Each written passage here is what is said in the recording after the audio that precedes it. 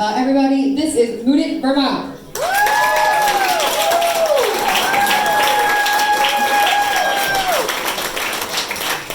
Thank you. Keep it going for all the performers you've seen tonight.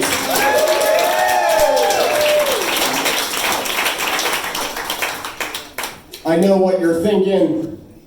What is Aziz Ansari's understudy doing on stage? I look like Aziz Ansari if he worked at Dunkin' Donuts. My name is Mudit. That's spelled with the words mud and it back to back. Mud it. Mud it sounds like the backup plan if waterboarding fails. If you're using mud to waterboard, that's just murder. With an aggressive facial. I have trouble sleeping. So I bought a white noise machine. It's this cool device that makes a constant sound to take away the sirens. I really like my white noise machine. When I turn it on and it starts blaring, "Where's the manager? Where's the manager? Where's the manager?"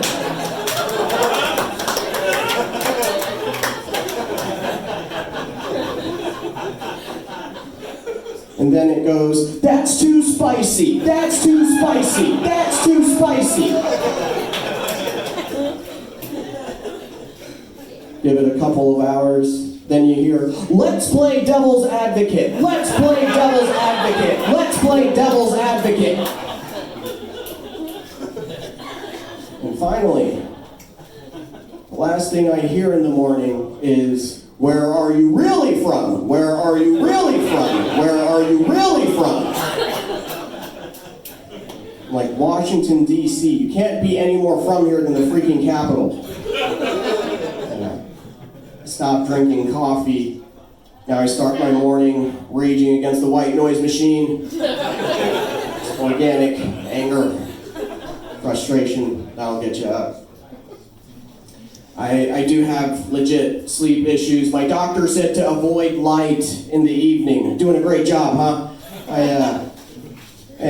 My doctor said to avoid light even during my bedtime routine, so I do just that. I turn off all the lights. I step into the bathroom to brush my teeth, and then I get kicked out of Planet Fitness. I thought this was a judgment-free zone. I've got work tomorrow, huh? I had this really important presentation for work today, and I started by saying that I will be speaking from the heart. And that's code for I did not prepare for this at all. I was on an awkward date. I met someone on Tinder, and when I showed up to the restaurant, the woman I was meeting, she blurted out to me, she said, "Hey, you're a tad shorter than I expected." I'm like, it's on the dating profile, but that's okay. She felt bad. She messaged me on Tinder later that night. She was like, no, you're not short, you're just petite. I was like, petite? What am I supposed to do with petite? So I take my phone, I pull up my Tinder messages, and I ask my cousin, I'm like, "Hey man, has someone ever called you petite before? Like, how do I respond to this?" And my cousin goes, "What is petite?"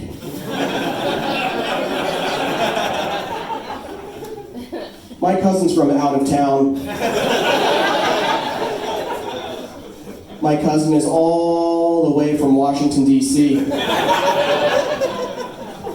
Okay, fine. He's from Montgomery County, Maryland. Yeah. I was raised Hindu. Us Hindus, we believe in reincarnation. That's the subscription model of the afterlife. That never ends. And the way the reincarnation works is you have to do good things in your current life to come back as a better species that's higher on the food chain. So I'm doing all kinds of community service so I get reincarnated into a trust fund baby. That's right, I want to earn my old money.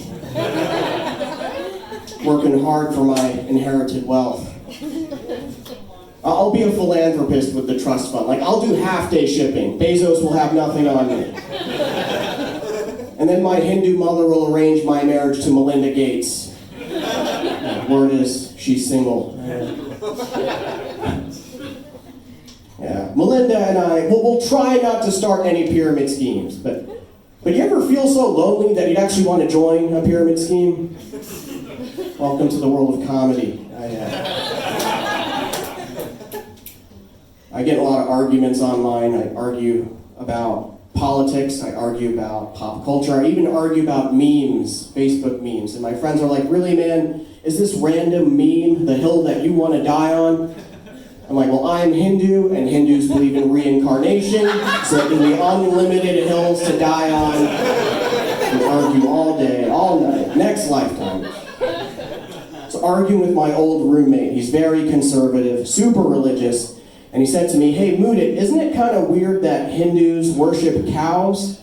And I said to him, you know what, it works out because cows actually exist.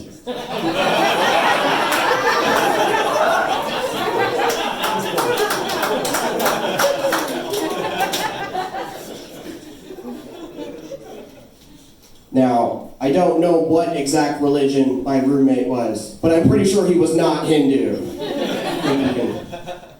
Like, guessing he was Christian. I was trying to explain it to him. I was like, I worship the beef, or at least what the beef used to be. And you worship the buns. Because bread is a thing in Christianity. Well, why don't we come together and make a Big Mac? Have some Mac diplomacy. That's good old American spirit. It was tough being raised Hindu.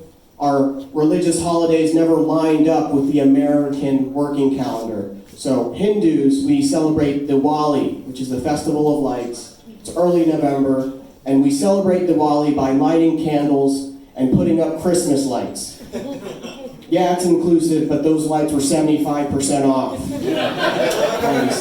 Yeah.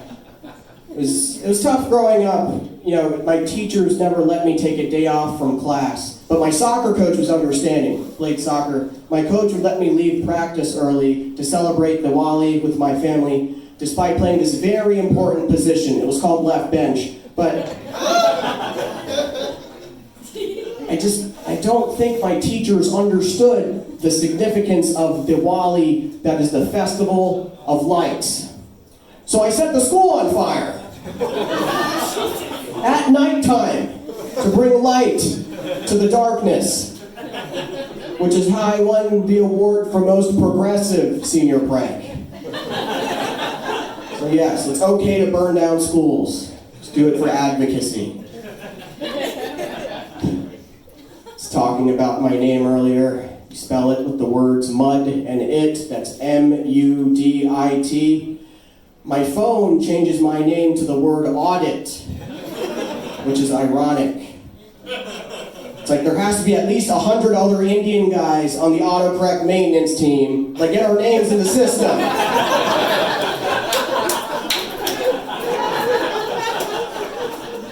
Like I saw Happy at the ESPN spelling bee a decade ago. Don't get burnt out yet.